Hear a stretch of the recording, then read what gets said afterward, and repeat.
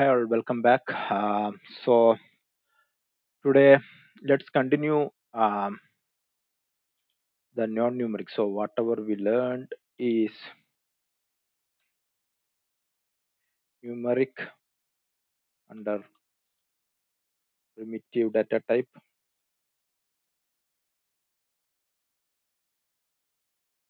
primitive, P-R-E, primitive. What is the spelling? I'm bad to remember the spelling. Change to primitive. Yeah, I'm sorry, primitive. Okay. Now let's copy this. Now we are going to learn non-numeric. Okay. This is the continuation session of the last class, so please go do watch them. We have explained numeric data types under primitives, so now we are going to explain non-numeric data types. So inside the non-numeric data types we have uh, explained the two data types mainly, right? What are them? So the one is boolean and the one is uh, char, which means character. So let's begin with character. So to declare char, we have to type char and let's give some variable to it and let's assign. We said it's letter, so let's assign letter. Then semicolon. Oh, there is some error. What is it? So we cannot assign a char or a character in symbol in this way. We have to put a double quotes starting and the beginning. Oh, not the double quote. Sorry, a single quote for character. Okay. I will say when we need to put double quotes, but for to declare a character, we have to put single quotes, right? Now, let's try to print this. So I'm taking system.out.println instead of number. I'm taking C. It's case sensitive. I should put small c. Now let's run it. I'm expecting C to be get printed. Sorry, not yeah, C to be get printed, which has a value of T. Yeah, it's getting printed T. Okay. Now let's see. Can we give one more additional letter to it? I have given T. Let me put T. E A T. Chai. I like chai, but looks like the cat doesn't like chai because it is not expecting three letters. Let me put whether it will take two letters. No, it takes only one letter. That's why it is car. Okay. Now the next data type is boolean. Sorry, it should be small letters. Boolean b equal to what should I give? As we learned, boolean will have only two values, that is true or false. So true. I will give true. Let me give another boolean b1. I will give the name false. Okay. Now let's print both of the statement. We can put print statement back to back because it's going to take line by line execution. So it will definitely print the 45th line first, then it go and print the 46th line. The 46th line variable is b1, right? So let me save this and run this and let's see what's the output. You see that true and false. And let's see whether it will take the capital true. No. Let's see whether it will take small, sorry, capital false. No. So it should be in small case. So remember those, it should be in small case. Okay, it should be in small case. So that's it. These things we have learned on the non-numeric primitive data types, right? So we have learned one more thing. What is it? It's string. Where it comes? It comes under non-primitive data type, right? So it comes under non-primitive data type. We are learning only string under non-primitive data type. We have explained the array as well. That's a big concept that we will cover in the upcoming session. So here it's just to understand the basics. We are going only through string String is a very, very important data type um, in Java. Let me explain why it is. So let me type string s equal to, for string I have to give double quotes. That's the standard. Let me give double quotes and let's type t. Okay. Now what's the error saying? Duplicate variable. So somewhere I have declared s here. So that's the reason it is saying duplicate variable. So let me give some other variable. Let me give s1. Let's don't confuse them. Okay. And now let's print the string variable after the declaration.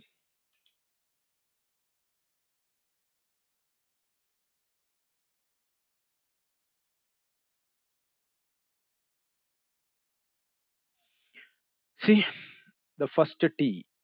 Okay, fine. Might be confusing. Let's give it as g.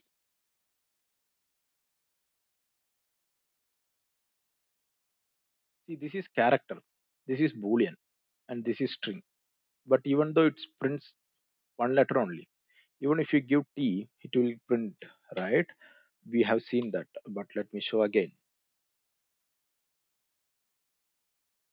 It prints. Then what is the difference? What is the difference between character and string? Okay, the difference is we said it's single quotes and double quotes. Let's try to put single quotes here. Yeah, it throws error. So that is one difference. I agree. Okay. So it's asking when I put single quotes change to char. Okay. But that's not the only difference. So I was supposed to give t at the char, right? So let's give t here. It's not throwing an error. Let's run it. Yeah, it's taking. So what we learned, string data type can hold multiple letters, which means it can hold words, right? And also it should start and end with double quotes whatever we are assigning the value to them. But in character it can only hold one single letter and it should only have single quotes. Okay. Can string can hold only one letter? Let's see. Let me write a statement t at 5 p.m. Okay. It's not throwing error. So let's try running it. Prints on console. Yeah. So string can hold paragraphs, sentences, letters, single word, anything. That's the reason I said string is a very important data type in Java. Going forward, whatever data we will deal with numeric data, we will do with words, letters, whatever we are going to deal with, we will use mostly strings here. Because, for example, let me put at the top. Oh, sorry, string in row. This is data type Java class. Okay. Now let me print. You can type system.out.println. As I'm used to it, I'm not typing. I'm just copy pasting. So make a habit of typing this so that it comes in your fingers. Okay. I am printing here now. Let's run this. See, a person whoever comes and sees the console, he can understand. Okay, this is data type Java classes, and they have explained few variables and data types here to this class. So to print these user-friendly messages, we will use string. So that's why I said going forward we will come lot across with the string. Okay, got it? Yeah. So that's about the data type practical classes. Now I promised you I will explain what's a normal method, what's a main method. Main method I have given a intro. That is, main method is nothing but the executional point of the Java class is main method, right? From where should I start? Since it's line by line, it will start from here and it will go line by line, line by line, line by line. But what is a method, right? So let me explain that in this class. So to write a method, we have certain standards that, as you have seen, to write a main method, we have this standard. To write a normal method, again, we have certain standard. So how we are writing main method, we have a word called public, static, void, main, and everything, right? So let's use the same way. Let's be with me. I will write public. Okay. Next, I said public means it's access to every classes inside the, or every files, Java files or Java classes inside that particular project. So I have written as public. I want this method to be open to everyone. Now, what I need, I want a method name. So let me put my method. Okay. Let me put, yeah, so public. Then let's give a method name. So what name we can give?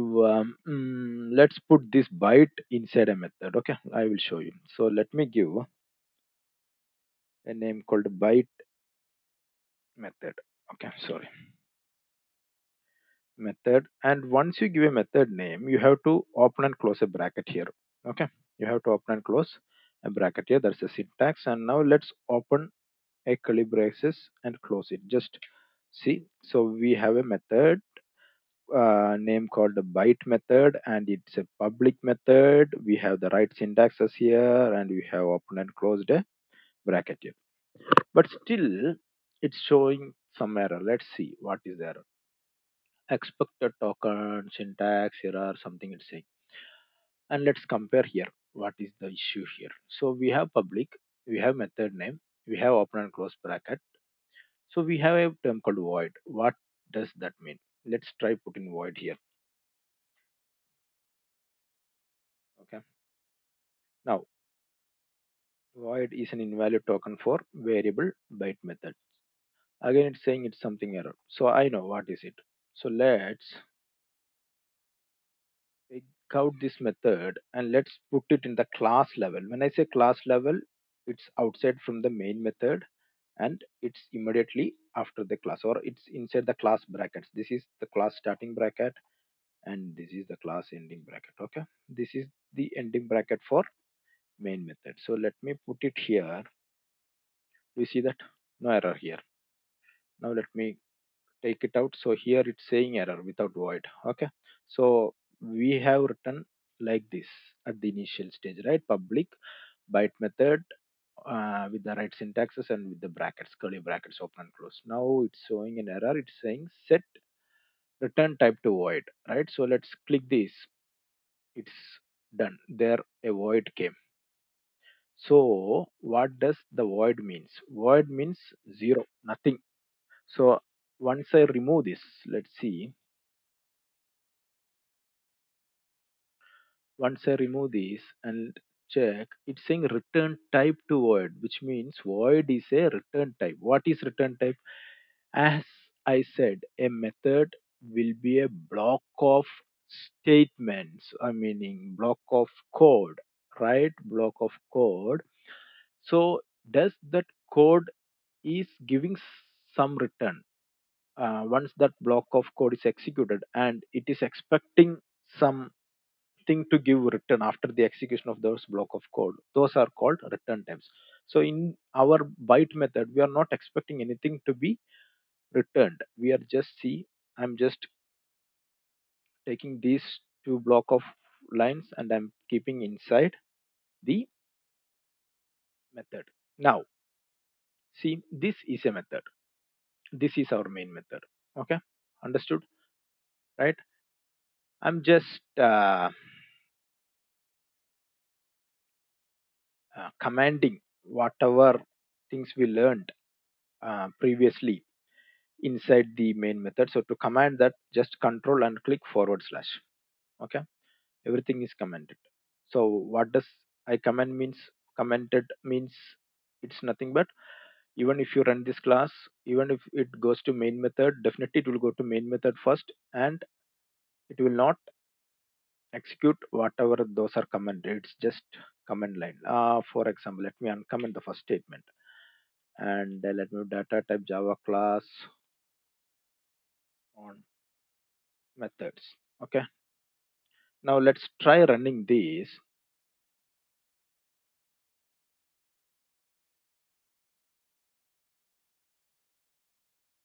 Sorry, I defined string and I didn't printed it, right? That's fine. Now let's try running this. See, it printed only string data types Java class. This data type is this is data type Java class on methods, right? It just printed this statement, but it doesn't printed the value of byte. Even it's inside a system.out.println. Why?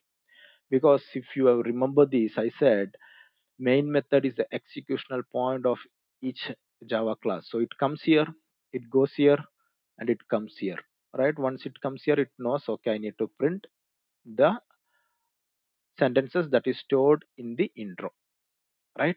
So that's why it is not printing, or it is not executing, not printing, it is not executing this particular block of code. Okay, why? Because it starts from here and it goes line by line execution, and it starts from here, it goes here, and whenever it comes to 19th line, it knows, okay, this is a commented line, so I don't need to execute this. So and it goes everything, so it understands, okay, whatever after that, everything is commented line. Then when it will go here, it will not go here, because we have not written this method inside the main method.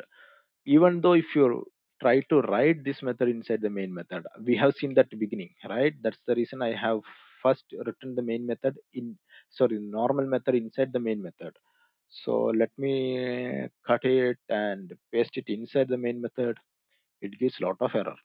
Syntax error it gives, invalid byte method it gives, syntax error it gives, because inside a main method you cannot create a normal method or another method. You cannot. Okay, you cannot create a method inside a main method. So you should create a method only on the class level. Okay, that's the first lesson. Now if you create on the class level, since Java is line by line execution, and once we click on the run button, it comes on the main method, then it goes line by line, right? Then how can we print this when it comes here? So for that, you have to follow certain uh, things in Java. So what it is, you have to call the class first. You have to create an object for the class. Okay. So how we can create an object for a class? Let me explain. So to create an object for class, you have to copy the class name, put it here, okay, and write an object name. It can be anything. So I will create it obj equal to, again, type new, okay. Then again put the class name here, end with semicolon, right? So now let's see, invalid syntax error. What? Why it is saying invalid syntax error? So that we have to figure it out. Let's figure it out.